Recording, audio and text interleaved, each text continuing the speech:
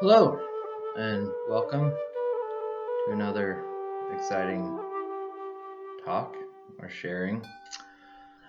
So, part of what I would like to do here with this channel is share stories that that have come through my personal experience, individual awareness. And I just want to say first off, I use the word spiritual, but I use it in a context similar to like what Tom Campbell explores, where it is a word that simply has a less defined meaning. It's a term that is difficult to pin down and put edges or borders. I may use it from time to time. So for me, I had what I sometimes call an acute shift in consciousness, what many people call a kind of sudden a more sudden spiritual awakening. In my personal experience that occurred in the winter of 2015 going into 2016. And a lot of the purpose, I'll just be very clear and honest, a lot of the purpose for me to share this and to share stories is to help me unhook, unhinge, let go of those stories that I feel like part of me is holding on to and defining of a self, and it just feels like it's something meant to be on my path is to work on kind of letting go. And so I would, if I encourage anything, one of the things I would encourage is as you hear a new story that is resonant, impactful, meaningful, and very attractive, maybe even feel a passion about, I would just encourage you to allow it to help you to release attachment to the kind of central narrative of, you might say, of our society or our culture, or in media, but also often in for many of us it's been kind of an ancestral lineage of stories. The purpose of the new story is to help release the old story, but not to attach to the new story. If you're using the new story to replace the old story, you're kind of still living in a story and a narrative, which is fine. I'm not weighing in on that one way or the other. It's just kind of where I happen to be, and what I want to address. So in my particular situation that I experienced, I basically found myself in a place kind of where I had felt nowhere else to turn. It was a time when I was trying to kind of juggle two different jobs or career paths, and kind of both of them kind of collapsed.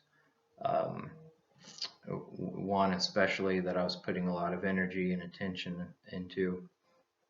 And I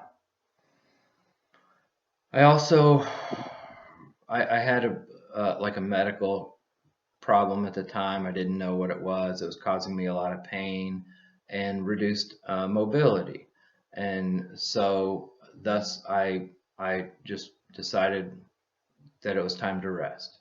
And I started by just giving myself a week or 2 weeks off from work before trying to engage in something else. During that time, I just dove very deeply into any subject matter that I found vaguely interesting. Things that kind of harkened me back or called me back to an earlier time in my life. Um, Kind of like high school, late adolescence to high school time when I was exploring a lot of, uh, you might say, paranormal. I remember writing a research paper, for example, on like whether or not the term I used at the time was extraterrestrials, whether or not they existed, and evidence, uh, which was largely through people's firsthand accounts, witnessing, things of that nature. So, so it was kind of, some of it was in line with that. But what was interesting was in the explorations I made in 2015, a lot of it also involved conscious research.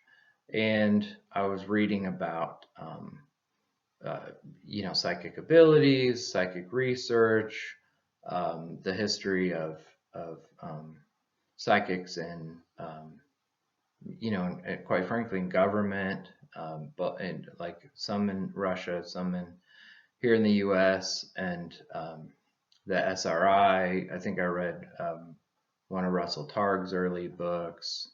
I read a book by Maureen Caudill called Suddenly Psychic. I watched a lot of YouTube, a lot of documentaries, Tom Campbell content, and a number of other things. And like one of the things that I was observing in myself was the kind of increasing levels of fear, depending on the nature of what I was reading, what I was researching, and what I was, taking in and incorporating into my reality, might say. Uh, and I,